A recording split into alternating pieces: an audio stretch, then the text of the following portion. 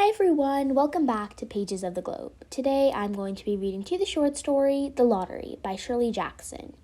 Before we start, I'm going to talk a little bit about the author and then we're going to jump straight into the story.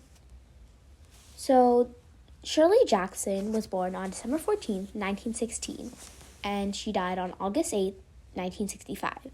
She was an American writer known primarily for her works of horror and mystery. Over the duration of her writing career, which spanned over 2 decades, she composed 6 novels, 2 memoirs, and more than 200 short stories. She was born in San Francisco, California, and attended Syracuse University in New York, which is where she actually became involved with the university's literary magazine. After publishing her debut novel, The Road Through the Wall, in 1948, which was a semi-autobiographical account of her childhood in California, Jackson gained significant public attention for her short story, The Lottery, which presents sinister underside of a bucolic American village. She continued to publish numerous short stories in literary journals and magazines throughout the 1950s, some of which were assembled and reissued in her 1953 memoir, Life Among the Savages. In 1959, she published The Haunting of Hill House, a supernatural horror novel widely considered to be one of the best ghost stories ever written. In fact, if any of you guys are horror fans, you have probably heard of this book.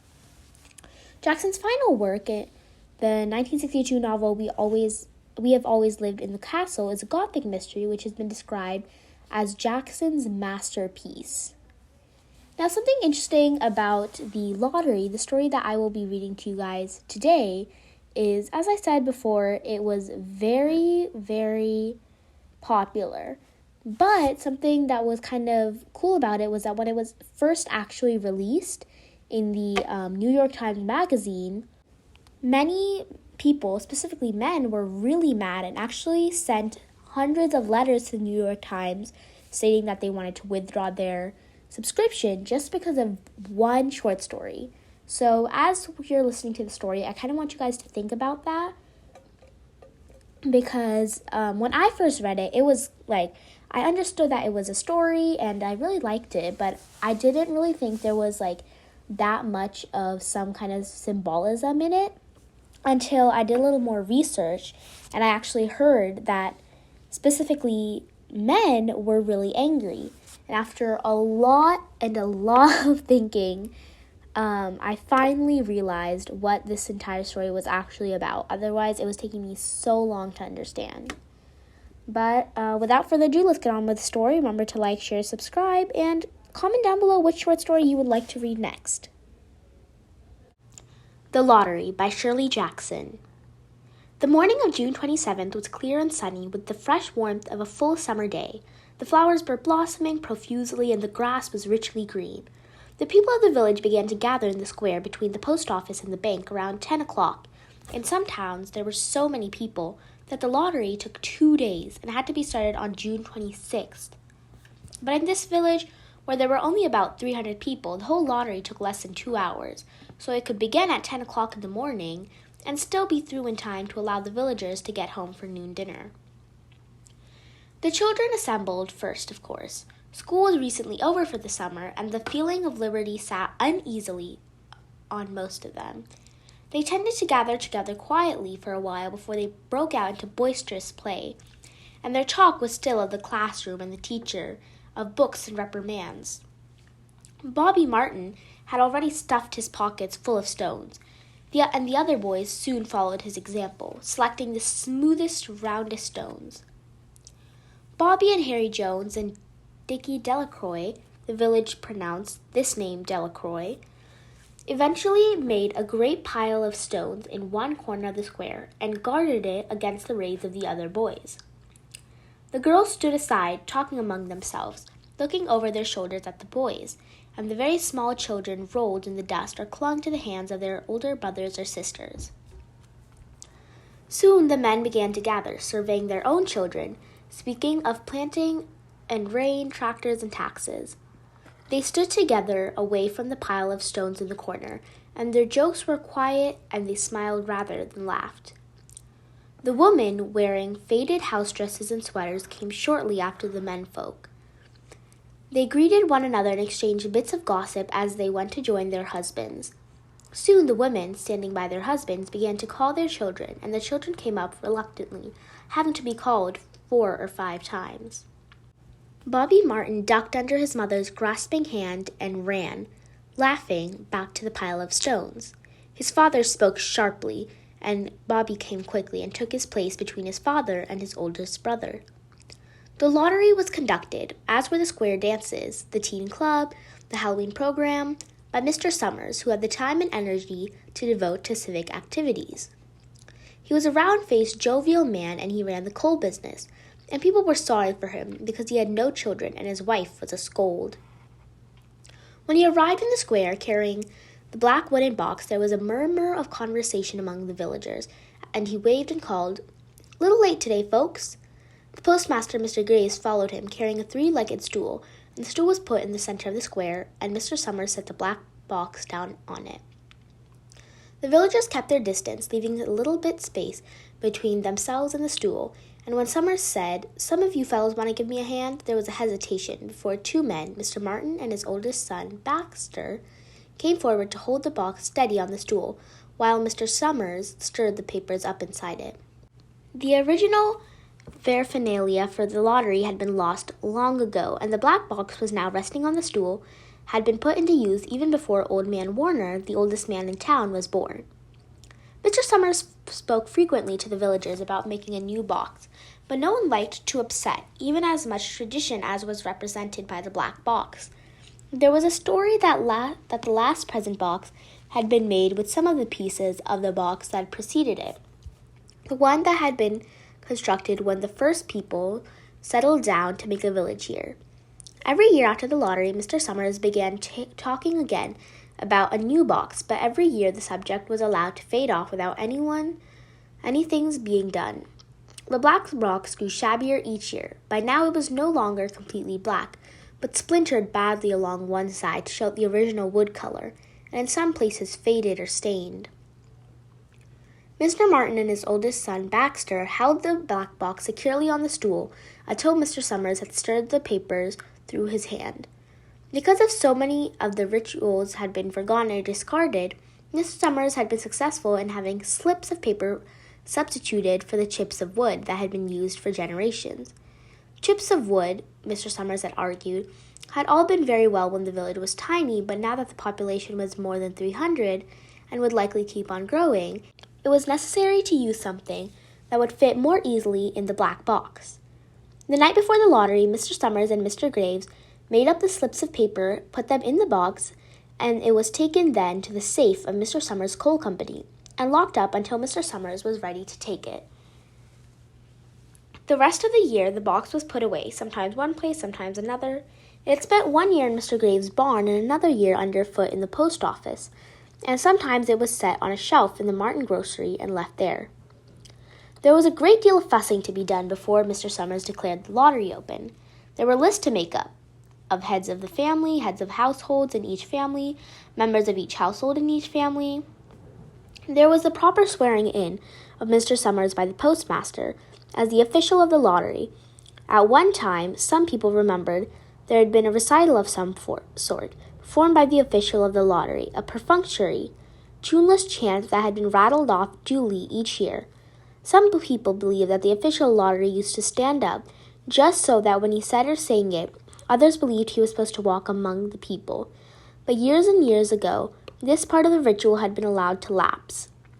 There had been also a ritual salute, which the official of the lottery had to use in addressing each person who came up to draw from the box. But this also changed with time, until now it was felt necessary only for the official to speak to each person appearing. Mr. Summers was very good at all this, in his clean white shirt and blue jeans, with one hand resting carelessly on the black box. He seemed very proper and important as he talked interminably to Mr. Graves and the Martins. Just as Mr. Summers finally left off talking and turned to the assembled villagers, Miss Hutchinson came hurriedly along the path to the square, her sweater thrown over her shoulders and slid in place in the back of the crowd. "Clean forgot what day it was," she said to Miss Delacroix, who stood next to her, and they both laughed softly. "Thought my old man was out back stacking wood," Miss Hutchinson went on. And then I looked on the window, and the kids were gone, and I remembered it was the 27th and came a-running." She dried her hands on her apron, and Miss Delacroix said, "You're in time, though. They're still talking away up there." Miss Hutchinson craned her neck to see through the crowd and found her husband and children standing near the front. She tapped Miss Delacroix on the arm as a farewell and began to make her way through the people. The people separated good-humoredly to let her through. 2 or 3 people said in voices just loud enough to be heard across the crowd, "Here comes your Mrs. Hutchinson," and "Bill, she made it after all." Miss Hutchinson reached for her husband, and Mr. Summers, who had been waiting, said cheerfully, "Thought we were going to have to start on without you, Tessie." Miss Hutchinson gritting, "Wouldn't have me leave my dishes in the sink, now would you, Joe?" And a soft laughter ran through the crowd as the people stirred back into position after Miss Hutchinson's arrival. "Well now," Miss Summers said soberly, "guess we better get started, get this over with, so we can go back to work. Anybody ain't here?" "Dunbar," several people said. Dunbar. Mr. Summers consulted his list. "Clyde Dunbar," he said. "That's right, he broke his leg, hasn't he? Who's drawing for him?" "Me, I guess," a woman said, and Mr. Summers turned to look after her. "Wife draws for her husband," Mr. Summers said. "Don't you have a grown boy to do it for you, Janie?" Although Mr. Summers and everyone else knew the answer perfectly well, it was the business of the official of the lottery to ask such questions formally. Mr. Summers waited with an expression of polite interest while Miss Dunbar answered. "Horace not but 16 yet," Miss Dunbar said regretfully. "Guess I got a fill-in for the old man this year." "Right," Mr. Summers said. He made a note on the list he was holding. Then he asked, "Watson boy drawing this year?" A tall boy in the crowd raised his hand. "Here," he said, "I'm drawing for my mother and me." He blinked his eyes nervously and ducked his head as several voices in the crowd said things like, "Good fellow, Jack," and "Glad to see your mother's got a man to do it." "Well," Mr. Summers said, "guess that's everyone. Old man Warner make it?" "Here," a voice said, and Mr. Summers nodded.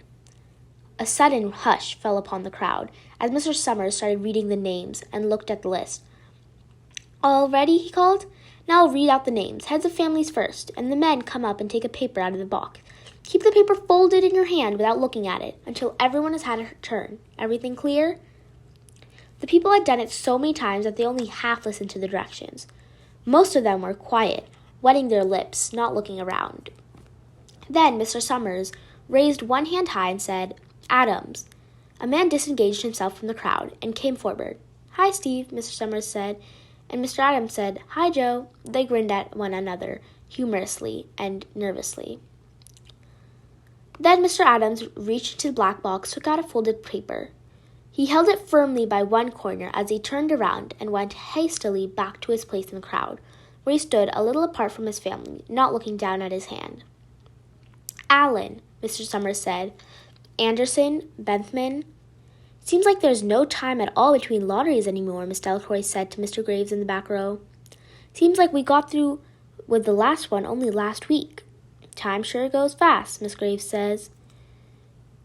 "Clark, Delacroix. There goes my old man," Miss Delacroix said.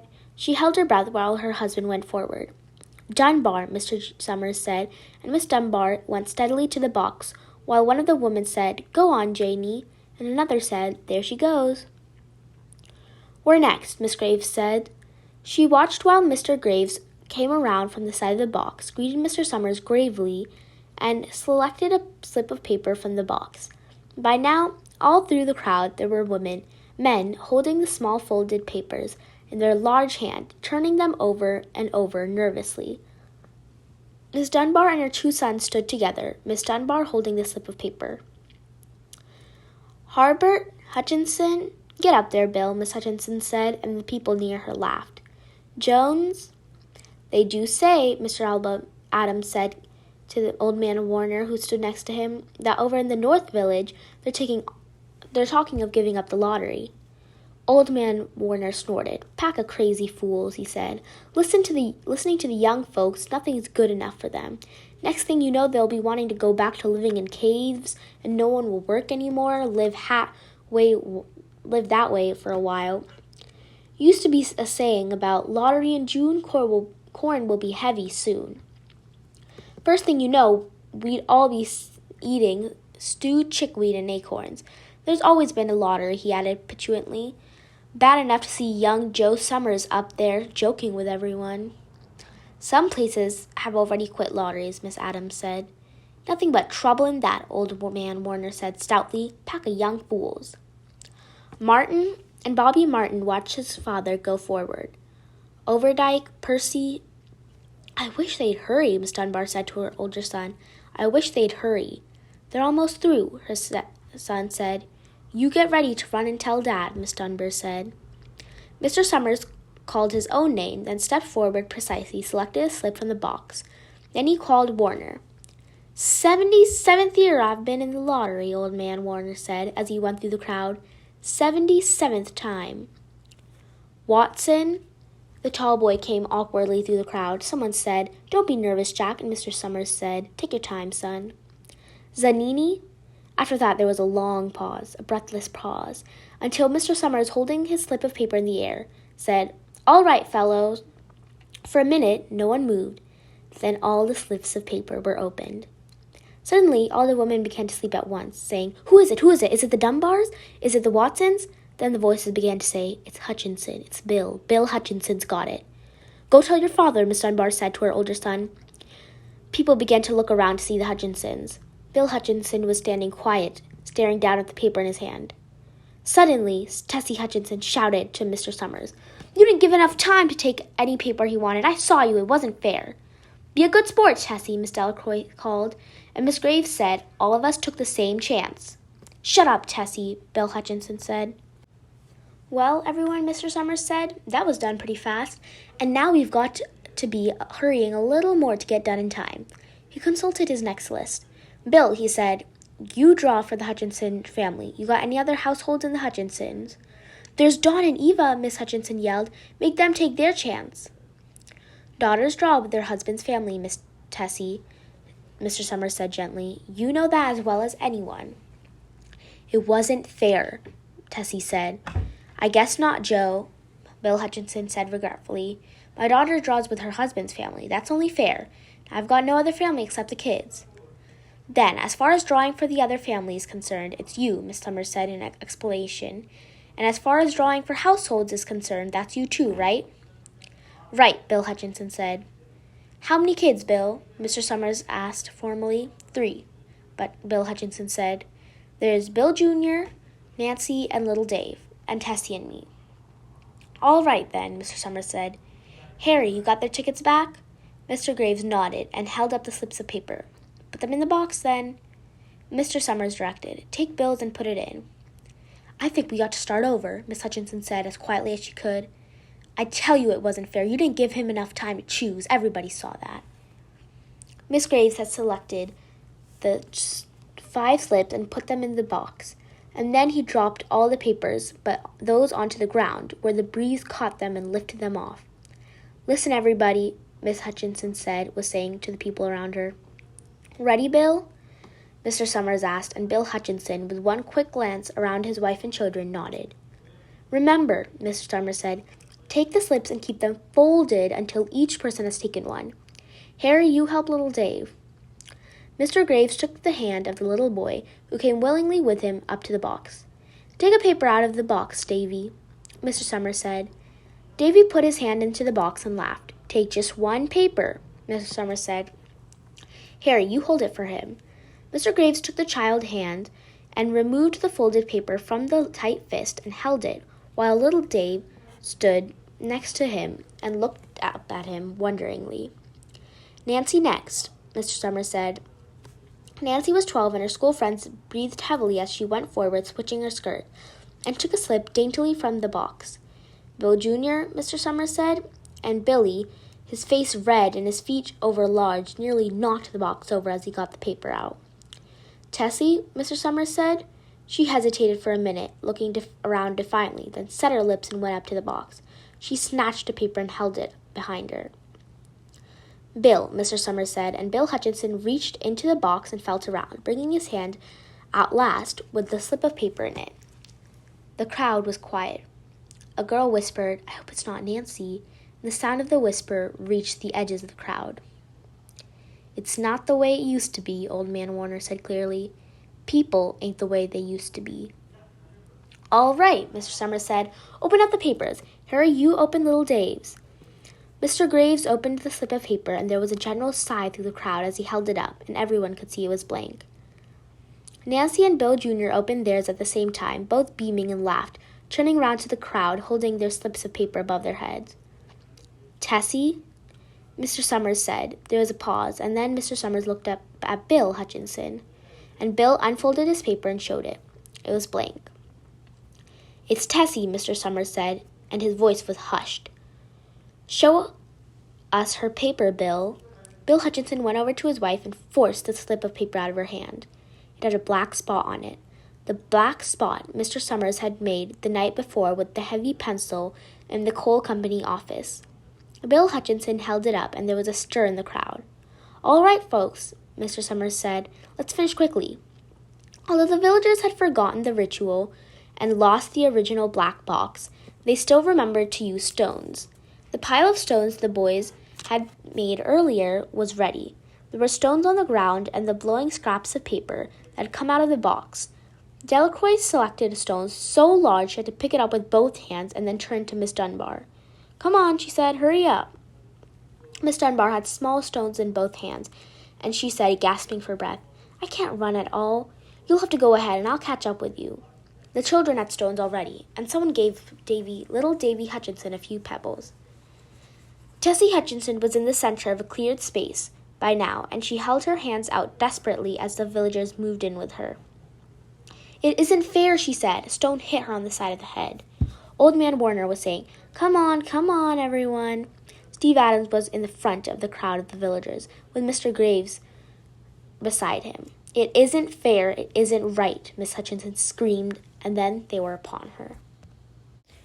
All right, so that was Shirley Jackson's The Lottery. Before we start, I'm going to talk a little bit about the story, and then we're going to jump straight into the analysis. So The Lottery is the best-known story of the American writer Shirley Jackson. It was published in The New Yorker in 1948 and was collected in The Lottery and Other Stories. The story is about a village where an annual lottery is drawn. However, the fate of the person who ends up drawing the quote-unquote winning slip is only revealed at the end of the story in kind of a dark twist.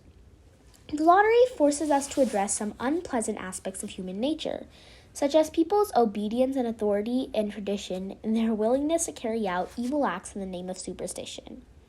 So before we start and I really jump into the analysis, I kind of just want to go, like I said before, a quick overview about the story. So in the story, what are we really seeing? We're seeing a group of people hang together, and all they're kind of doing is they're being very serious about this entire lottery system. And obviously when we hear the word lottery, what do we think of? We think of maybe someone getting a scratch ticket and realizing, boom, they won $1 billion. Wow, amazing, right? However, in this story, the lottery is something completely different. And throughout the story, we're constantly seeing how they're just saying, this is the tradition, this is always what's going to happen. We kind of see them bad-mouthing other villages that are let's not do this. And the entire time, you're probably thinking, or the reader's probably thinking, this is just a lottery. Why are they giving so much weight to this?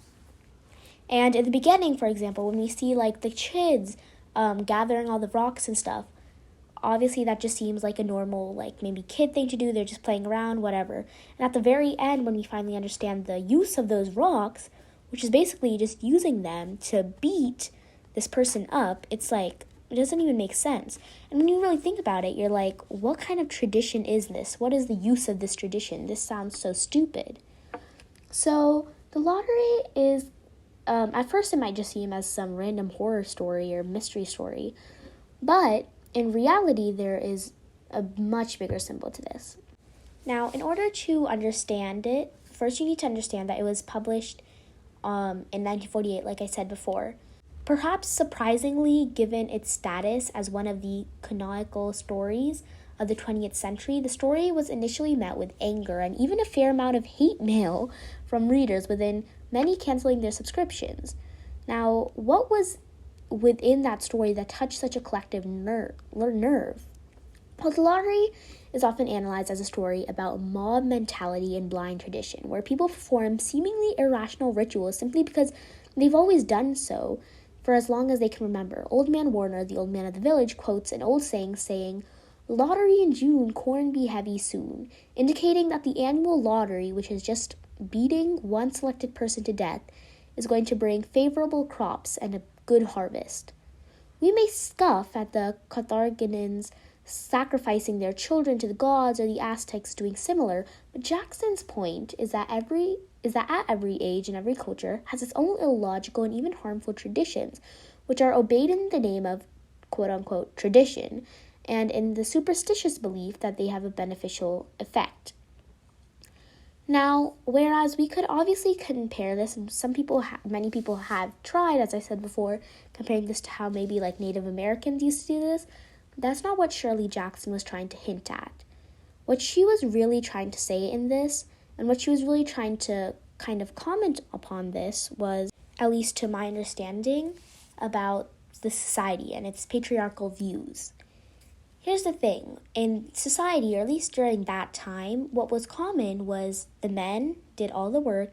They didn't do all the work, but they were like they were the head of the household. They were the ones that were important, and the wives were the ones that did all the quote-unquote meaningless work. They just took care of the kids, they took care of the house, they took care of everything but, I guess, an actual job. So, in this story, what at least I believe Shirley Jackson was trying to symbolize was, just as this village seems to do these very stupid, irrational traditions and go along with them, maybe we are too. And the villages that are like trying to say, yeah, let's cancel this tradition, or in our case, just the younger generation trying to bring a little change, is being shut down and called crazy because we're shaking it up. Now, again, this is just my opinion, and you are welcome to disagree, but yeah, that's about it for me. Remember to like, share, subscribe, and comment down below which short story you would like to read next.